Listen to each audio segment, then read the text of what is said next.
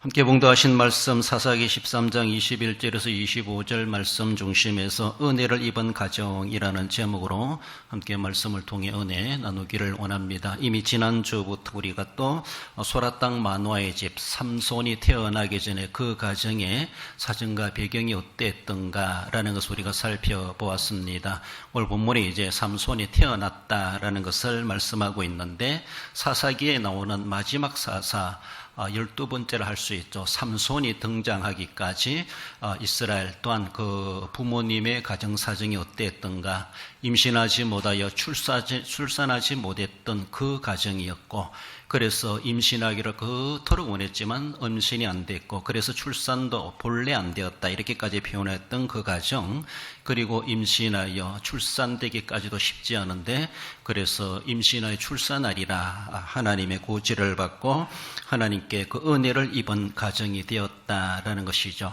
전혀 이름 알려지지 않는 무명의 가정이었는데 이렇게 단지파에 속해 있는 이 마노아의 집에 하나님이 찾아오셔서 그래서 그 가정에 놀라운 소식을 전해주었고 하나님의 귀한 뜻을 펼쳐가시고자 하나님의 목적하심이 임하셨다는 것을 볼 수가 있습니다.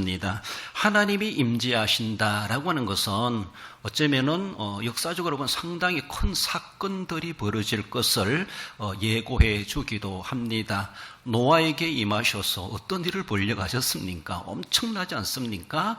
하나님 아브라함에게 임하셔서 그리고 소돔과 고모라 일들을 하나님께서 알려주시기도 하셨습니다. 오늘 본문은 그만한 큰 사건은 아니지만은 이제 블레셋에 의하여서 수십 년간 고통당하는 이 백성들을 하나님은 구원하시기 위해서 이제 이 마노아의 집에 임하였다.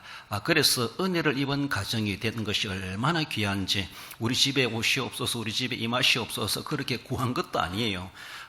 구했다면은 아들 달라고 구했겠지만은 하나님께서는 아들과 함께 그 아들이 또 범상치 않은 아들로서 이스라엘을 구원할 자로 하나님은 세우시기 위하여서 귀한 가정에 임하셨다. 그래서 하나님의 심오한 뜻, 하나님의 목적을 위하여서 하나님이 찾아오신다라는 것을 생각해 보며 그만한 우주적인 사건이 아니랄지라도 우리 개인과 또 우리 개인을 향한 어쩌면 작은 규모랄지라도 하나님은 우리에게 임재하셔서 우리를 쓰시기도 하신다라는 것을 늘 기억하시며 하나님이 와서 그저 왔다 그저 가신 하나님이 아니라 분명히 우리를 귀중하게 쓰시기 위해서 찾아오신다라고 생각할 때 은혜를 입는다는 것, 우리가 은혜 입는 것이 목적이 아닙니다. 은혜 입고 나서 그 은혜 받은 대로 어떻게 하나님 앞에 쓰임받을까, 하나님이 어떻게 쓰실 목적이 있는가, 늘 그런 관점에서 하나님께서 주신 은사와 달란트, 건강과 재물과 여러 가지 모든 주변의 좋은 환경들은 하나님이 주신 은혜라고 하는 것을 늘 기억하셔서 하나님의 뜻을 이루어가는데, 하나님의 목적을 이루어가는데 그렇게 관심을 가지고 우리가 쓰여질 수 있는 그런 삶이 되어야 할 것입니다. 은혜를 입은 가정, 마노의 가정만 아니지만 우리의 가정들도 은혜를 입은 가정이지만 일단은 본문에 나오는 이 삼손의 부모님 시대에 그 가정이 어떤 은혜를 입었는가 살펴봅니다. 먼저는 하나님의 사자를 만나는 은혜를 입게 되죠. 부모님의 입장에서 볼 수가 있습니다. 21절에 여호와의 사자가 마노아와 그의 아내에게 다시 나타나지 아니하니 마노아가 그제야 그가 여호와의 사자인 줄 알고. 앞에서도 우리가 살펴보았죠. 하나님의 사자가 임하여서 마노아의 아내 그가 임신하지 못했고 출산하지 못했다. 본래라고 그렇게 말해요.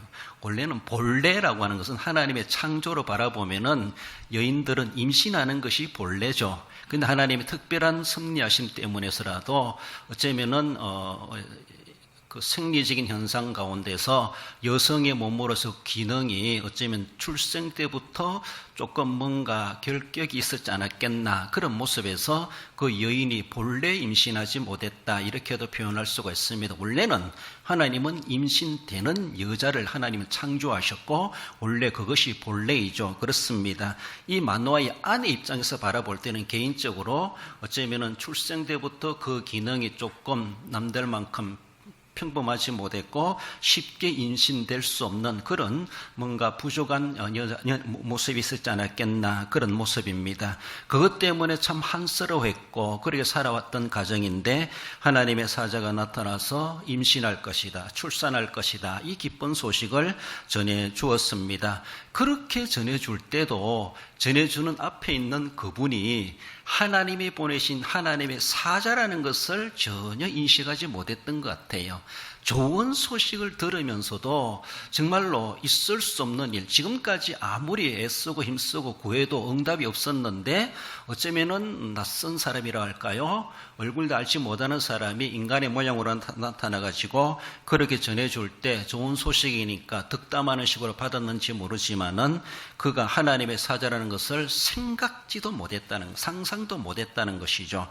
그래요. 그래서 아들의 출산과 그가 태어나면은 나실인이 될 것이라는 것까지도 그렇게 고지해 줍니다. 그때까지도 뭔가 이상하다 싶었겠지만은 하나님의 사자가 와서 그렇게 말해줄 줄이야 그들은 전혀 생각지도 못했다라는 것이죠. 사사기 13장 16절 하반절에 보면 이는 그가 여호와의 사자인 줄을 마노아가 알지 못함이었더라. 알지 못했어요. 그 귀한 소식을 전해주는 앞에 있는 당사자가 하나님이 보내신 사자라는 것을 상상도 못했다는 것이죠. 자기들에게 이런 큰 은혜가 그렇게 임할 줄이야 예상치도 못했겠다라고 볼 수가 있죠. 너무나도 참 평범한 가정으로 여겨왔는데 하나님 우리 가정을 그렇게까지 생각할 줄이야 생상도 못했다라고 볼 수 있는 이 마노아, 그러면서도 그 덕담을 어쩌면 아멘으로 수용하고 받아들이고 있었지 않았나, 이렇게 볼 수가 있습니다. 부모인 마노아 부부가 하나님의 사자가 찾아오시기를 그렇게 구하지도 않았습니다. 그리고 만나려고 애써보지도 않았습니다. 하나님의 사자가 나타나서 우리를 만나주리라고는 그걸 기도할 일도 없었을 것이고 상상도 못했을 것이고, 그리고 구약의 성도들의 사상으로 바라보면은 하나님을 만난다는 것, 하나님의 대리자 사자를 만난다는 것도 하나님을 만나는 것이기 때문에 엄청 두렵게 생각했습니다. 죽을 수 있다는 것을 생각했기 때문에 사자가 나타나서 자기들의 말로 대화를 나눠줄 것이라는 걸 전혀 생각도 못하는 것은 지극히 당연하다라고 볼 수가 있습니다. 가정의 수군인 그 아들을 주시겠다라는 이러한 고지를 받고 나서 이 마노아가 하나님 앞에 제사를 드리지 않습니까? 염소 새끼와 소제물로 제사를 드릴 때에 그게 이적이 일어났습니다. 불이 나와가지고 불꽃이 제단에서 나와서 하늘로 휘감고 올라가는 이 광경을 그들이 봅니다. 그렇게 불꽃이 함께 휩싸여 하늘로 올라가는 현상을 보게 되면서 그제야 그들이 하나님이 우리 가정에 나타나셨구나 라고 하는 것을 이제 감지하게 되는 것이 20절에 앞서 있는 말씀으로 볼 수가 있습니다. 그래요. 그래서 어느 정도 이제 하나님이 우리 가정에 찾아오셨구나, 조금 이제 문이 열려지고 그런 관점으로 이 사건에 대해서 그들이 접하게 되는 것을 볼 수가 있죠. 그래요. 하나님은 구약시대, 즉 계시시대라고 볼 수가 있죠. 계시시대죠. 그러니까 하나님은 직접 계시하시기도 하시고 사자를 보내어서 하나님이 하시고자 하는 일들을 전달자로서 그 일을 하게 하시기도 합니다. 지난주에도 살펴보았지만은 어쩌면 사사시대는 우리가 정치 형태로 바라보면 신정 정치 시대다. 하나님이 직접 통치하는 그런 시대로 본다라면은 이제 사울왕이 세워지면서 왕정 정치란 이름을 붙일 수가 있고, 그래서 이제는 하나님의 사사 시대는 모세 시대로부터 직접 통치하실 때는 하나님의 사람을 세워가지고 하나님의 대리자로 그렇게 쓰시기도 하셨습니다. 그래서 그러면서도 하나님의 사자를 직접 보냅니다. 천사를 보내고 사자란 말로도 보내고, 그래서 그 역할을 전달 사명을 하게 하지만은 왕정시대 가면 이제는 사자라기보다 이제 하나님은 선지자를 세워가지고 하나님의 계시를 먼저 받게 하고 그 받은 계시를 사람들에게 전해주는 전달자로서, 즉 하나님의 사자 역할을 왕정시대는 선지자들이 이제 그 역할을 하게 된다, 이렇게 볼 수가 있습니다. 물론 하나님이 그럴 때나 이럴 때나 다 사자를 보내시기도 하시지만은 이제 왕정시대는 두드러지게 사자가 나타났다기보다 선지자들에게 계시해 주셔서 선지자가 전달자의 사명, 즉 사자의 사명을 감당해 가는 것을 볼 수가 있습니다. 여러분들, 하나님의 사자 사자, 그리고 또 다른 데는 천사란 말로도 직접 그렇게 단어를 소개해 주기도 하는데, 하나님이 보내신 천사를 만난 경험이 있나요? 꿈에라도 만날 수 있다라면은, 또 구약시대는 그런 일들이 종종 있어 왔죠. 하나님이 하시고자 하는 일들을, 무지한 백성들을 깨우치시기 위하여서 그래 직접 보냄을 받은 사자들이 있기도 합니다. 하나님이 아브라함의 가정에 나타나서 말씀하시기도 하셨죠. 아들을 주시겠다 뿐만 아니라 18장에는 소돔과 고모라에 대한 하나님이 또 계시를, 하나님의 사자를 보내가지고 천사가 나타나가지고, 또한 그것이 하나님의 사람의 모양으로 나타나가지고 사람들과 대화를 하며 그래 소통하며 정보를 알려주기도 하는 그런 사건이 있기도 합니다. 어쩌면은 아브라함의 후처 하갈이 이제 이스마엘을 베고 이스마엘을 낳고 했을 때 사라한테 쫓겨나지 않습니까? 이런 가운데서도 하나님의 사자가, 천사가 그를 만나주기도 하고, 너무 서러워하지 마라, 너도 큰 민족을 이룰 것이다, 너 아들을 통해서, 그렇게도 위로해 주시기도 말씀해 주시기도 하셨습니다. 소돔과 고모라 롯의 가정에 하나님의 사자들이 나타나서 그들을 멸망당할 소돔과 고모라에서 구출해내는 이런 일들도 행하여 가셨던 것을 보죠. 개인적으로 볼 때 야곱은 도망가다가 이렇게 루스 베델에서 사닥다리 천사의 광경들, 오랑들이 하는 것을 보기도 했고, 어쩌면 엘리야라든가 더 나가서 신약에 와서는 엘리사벳 사가랴, 세례 요한의 부모님이 천사를 만나기도 하고, 요셉과 마리아가 천사를 만나서 수태구지를 받기도 하는 이런 모습. 베드로가 옥에 갇혔을 때 천사가 와가지고 깨워가지고 빨리 나가라, 수루까지 시켜주는 이런 일들도 경험해 보게 됐습니다. 하나님의 천사가 나타나면은 상당히 하나님의 구원의 역사를 보여주시기도 하고, 좋은 결과를 맺게 하시고자 하신 뿐만 아니라 하나님이 실시간으로 하실 일에 대해서 미리 하나님의 사람들에게 알려주시기 위해서 이렇게 예고해 주시는, 그래서 대비할 수 있도록 하시는 것을 볼 수가 있습니다. 하나님의 사람들을 보호하신다든가, 또 하나님이 하실 일을 긴급 전달사항이 있다라면은 그래서 전달해서 빨리 어떤 행동을 취하라고, 어쩌면 롯의 가정들처럼 빨리 이곳을 떠나라 이렇게 말하는 것처럼 이런 급박한 일들을 전해주시기 위해서도 그렇게 이모저모 하나님의 사자, 천사들을 보내서 만나게 했고 그 일들을 이루어 가셨던 것을 봅니다. 하나님의 자기 백성들을 책임져 주시고 돌보시는 우리 하나님, 긍정적으로 하나님의 사자들을 보내셔서 긍정적인 일들을 이루어 가게 하셨던 것을 봅니다. 그렇게 하나님의 사자를 만난다. 오늘 본문의 이 마노아나 그 부부 가정이 하나님의 사자가 그 가정에 찾아왔고 그 가정의 부모들을, 어른들을 만났다라고 하는 것, 그 가정은 남다른 하나님의 은혜를 입은 가정이다라고 볼 수가 있습니다. 그렇잖아요? 그런데 만약에 마노아가 전혀 하나님에 대한 인식도 없고 하나님을 섬기지도 않고, 오늘 우리로 보면은 예수님을 구세주로 영접하지도 않고 아무 종교나 그 종교적으로 그렇게 받아들이고 그러겠다라면은 하나님이 그 가정 그렇게 귀하게 볼 거 뭐 있겠습니까? 그렇잖아요? 그리고 하나님 원대한 뜻, 삼손을 태어나게 하시고 이스라엘을 구원자로 삼겠다, 이 계획까지 하심에 있어가지고 이 소라 땅에 무명의 가정을 찾아오시지만은 하나님이 그 가정, 남들이 알아주지 않는 가정이지만 하나님이 보실 때는 신앙적으로 보면은 참으로 독실한 기독교 가정이 아니었겠는가.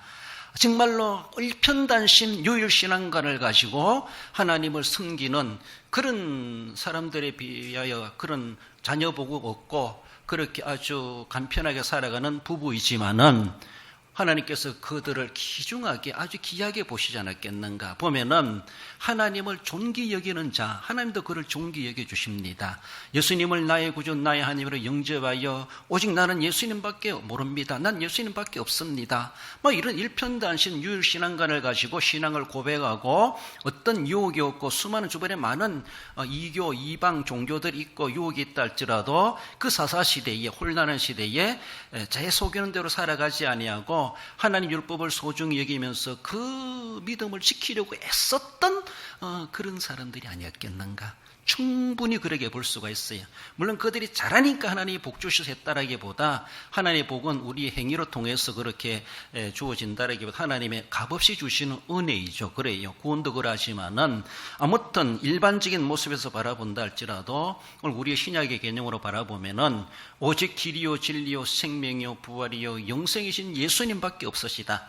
예수님에 대한 일편단심 신앙 고백을 하며 비록 남의 가정들처럼 다복한 가정 또 다 식구 가정으로 이루어지지 못하고 단촐하게 부부가 살아가는 가정이라 할지라도 신실한 믿음을 지켜가고 있는, 그러면서도 하나님 원망하지 아니하고 응답도 안 되는 기도하면서도 그래서 하나님 그래도 그 가정을 아주 귀중하게 보시지 않았겠나 그렇게 볼 수가 있습니다. 그래요. 그러므로 예수님에 대한 올바른 신앙 고백을 우리가 어떤 가운데서 흔들리지 않고 누가 뭐란다 할지라도 종교다운주의적인 그런 신앙이 아니고 오직 나는 예수님밖에 모른다. 오직 예수님만이 나의 유일한 구세주이시다.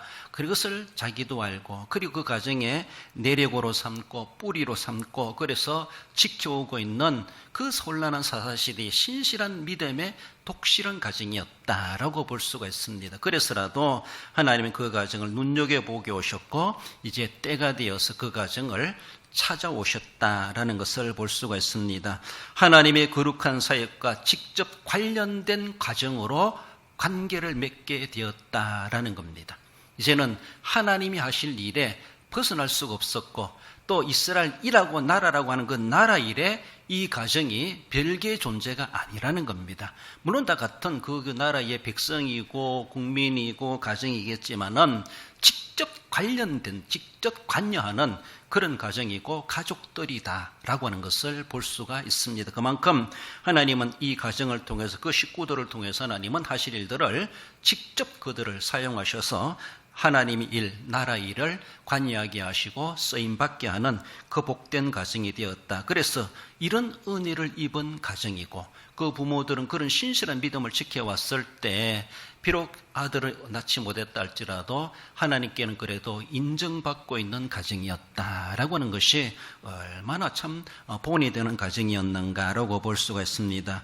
하나님의 구약시대에는 하나님의 사자를 보내셔서 우리를 만나주시고 우리를 유래해 주시고 치유해 주시고 우리에게 소망을 주시고 우리에게 계시해 주시고 그렇게 하셨지만은 오늘 시대는 어쩌면 요한계시록이 마감됨으로 인하여서 계시 종결 시대다 이렇게 말합니다. 그리고 오늘날에 와서 내가 천사를 만나서 계시받았습니다. 뭐 그런 일들이 경험이 있을 수 있겠지만 그걸 계시받았네.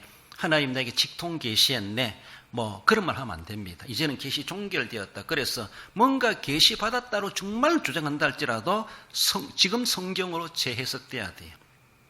성경에 없는 것을 요한계시록 뒤에 붙일 수가 없다는 것이죠. 더 이상 우리는 원하지 않습니다.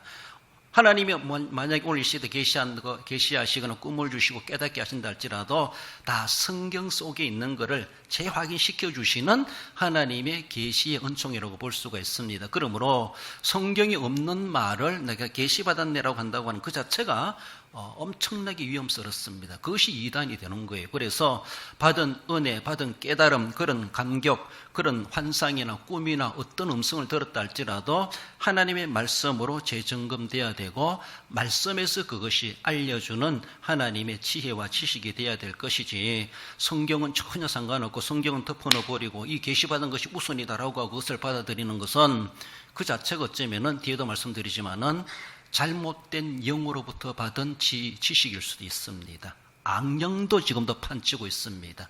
진짜 성령을 통해서 주신 것이겠는가? 성령께서는 성경을 통해서 우리에게 역사하십니다. 이 시대는. 그래서 오늘 이 시대는 어쩌면 천사가 나타나고 사자가 나타나서 나에게 뭔가 직접 계시해 주시겠다기보다 오늘날 하나님 예수님께서 성령을 보내주시겠다 말씀하시는, 그래서 성령을 받아라 말씀하시는 것은 그래 우리는 이제는 성령으로 깨닫는 거예요. 말씀을.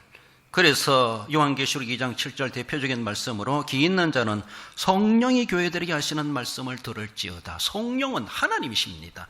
하나님께서 지금 교회들에게 하시는 말씀이 있어요. 그것을 우리는 들어야 돼요. 그래서 성경과 다른 말씀을 우리에게 주시지 않고 이 시대는 성경을 깨닫게 해주시기 위해서 성경을 바르게 믿고 알도록 하시기 위해서 성령이 우리에게 강하게 지식과 지혜와 은혜로 우리의 감동으로 감격으로 감화로 역사해 주신다는 것을 우리는 늘 생각하며 하나님 이 시대에 구약시대에 사자를 보내고 천사를 보내신 것처럼 내게 성령의 충만함을 주시고 영적 감각이 살아나게 하시고 들을 말씀을 들을 줄 알게 하시고 깨달을 말씀을 깨닫게 하게 하시고 회개할 거 회개할 줄 알게 하시고 고칠 것을 고칠 줄 알게 해 주시옵소서. 그런 능력을 주시옵소서. 우린 그렇게 해야 됩니다. 그래서 성령을 의지하고 성령을 받으려고 하는 것이 구약시대 성도들이 사자를 만나는 거랑 똑같다라고 우리는 생각하며 오늘 이 시대는 성령 시대입니다. 그래서 성령이 오늘 우리에게 목사님의 설교를 통해서 기도회를 통해서 찬송을 통해서 내가 기도하는 가운데 내게 무엇이라 말씀하시는가 그것을 마음속으로 듣고 깨닫고 말씀으로 점검하며 우리들을 그렇게 하나님이 원하시는 대로 하나님이 무슨 말씀을 하시는가, 왜 그런 말씀을 하셨는가, 왜 그들은 감동을 주셨는가 분명히 뜻이 계시고 목적이 계시다는 것을 알고 그런 관점에서 하나님의 은혜를 소중히 여기고 소멸시키지 말고 소중하게 간직하고 주신 목적을 이루어드리는데 쓰임받을 수 있어야 할 것입니다. 나아가서 은혜를 입은 가정은 삼손을 통해서 바라볼 때 하나님의 영이 임한 아들임을 볼 수가 있습니다. 25절에 소라와 에스다올 사이 마하네단에서 여호와의 영이 그를 움직이기 시작하셨더라.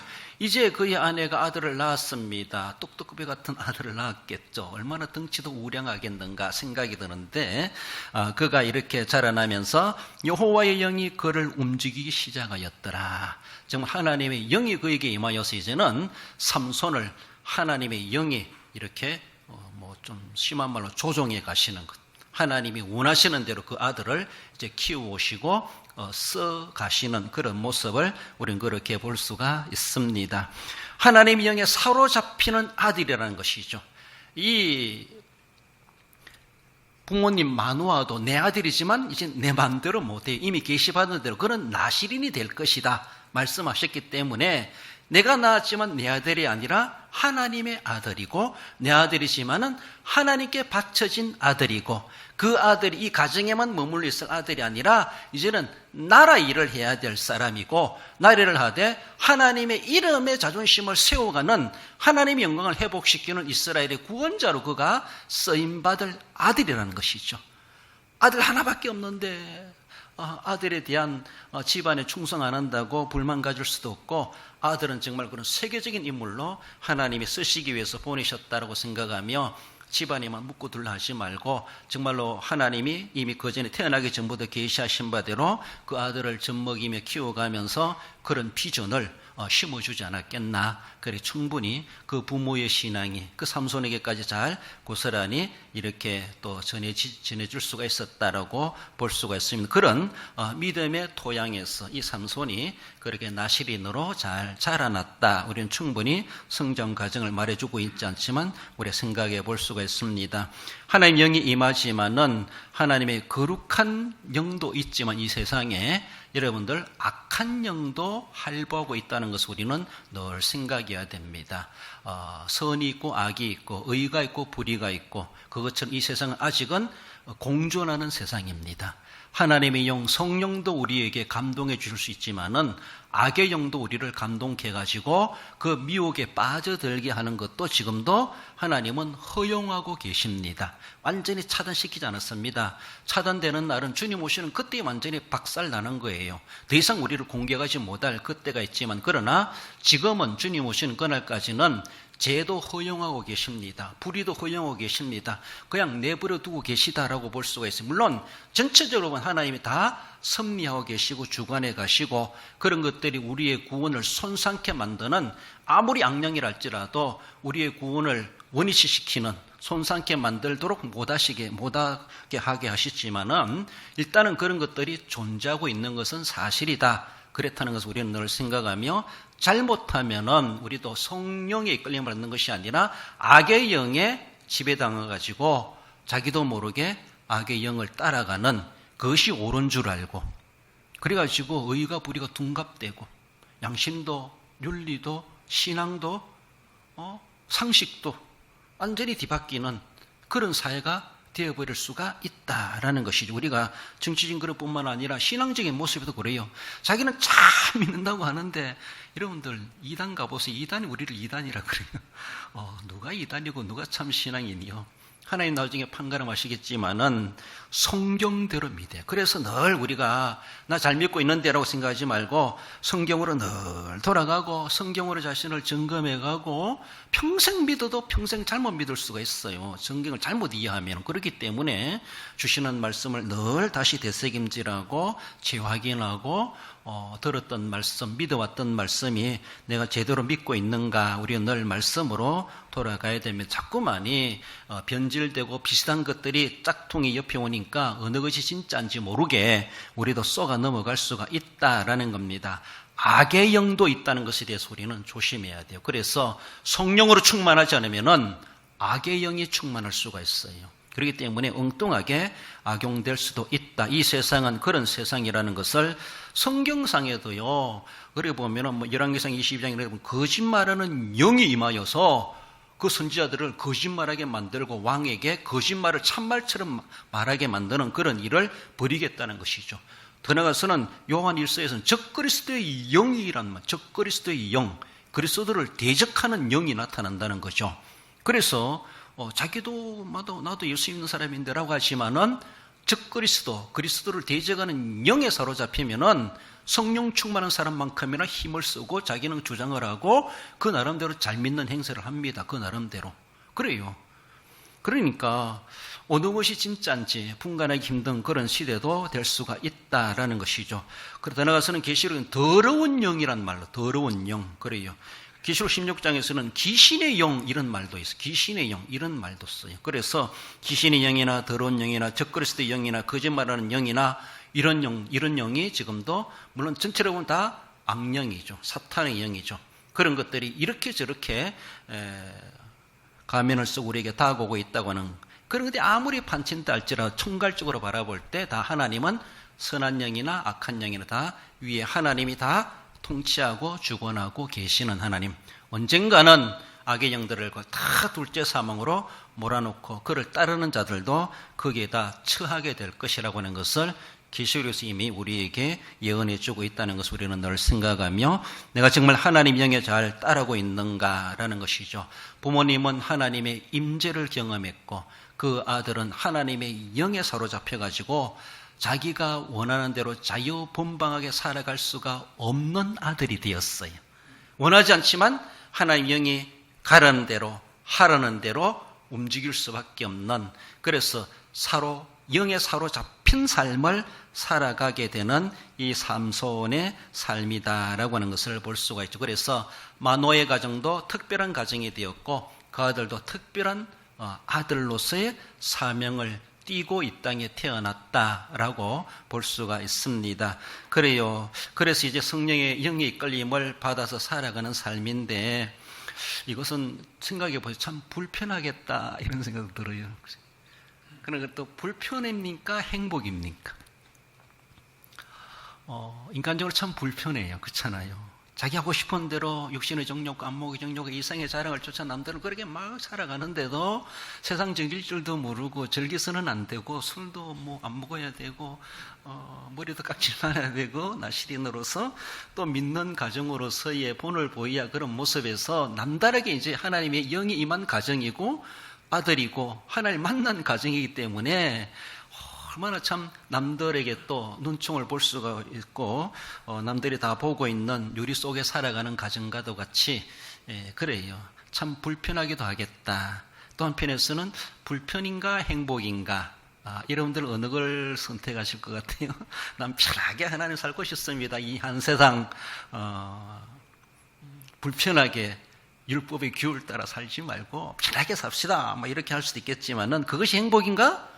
일시적인 행복인 것 같지만 그것은 결국은 악령과 함께 짜가다가 악령과 함께 멸망당할 운명일 수밖에 없습니다. 종말일 수밖에 없어요. 그러므로 오늘의 불편함은 영원한 영광을 위해서 장차 나타날 영광과 좋게 비교할 수 없노라 라고는 생각할 때 그 불편은 우리에게 행복이 된다라고는 생각하시며 세상 만사 자유롭게 분방스럽게 살아가지 못한다 할지라도 말씀에 율법에 얽매여 살아가는 그 삶이 도리어 행복의 조건이고 행복의 시작이다라는 것을 우리는 늘 생각하며, 어떤 사람들은 주일날 아주 쉬기도 하고 여행도 하는데 우리는 교회 가야 되고 헌금해야 되고 11조 해야 되고 오만 것 걸리는 게 많아가지고 세상 사람들처럼 함께 유의하지 못하고, 그래 동창도 다 끊어지고 친구도 다 끊어지고 교회 안에서 만나는 사람밖에 없는 이런 삶이 한편에서는 참 인간적으로 참 안 됐다, 남들이 볼 때 무슨 재미로 사나 이길지 모르지만은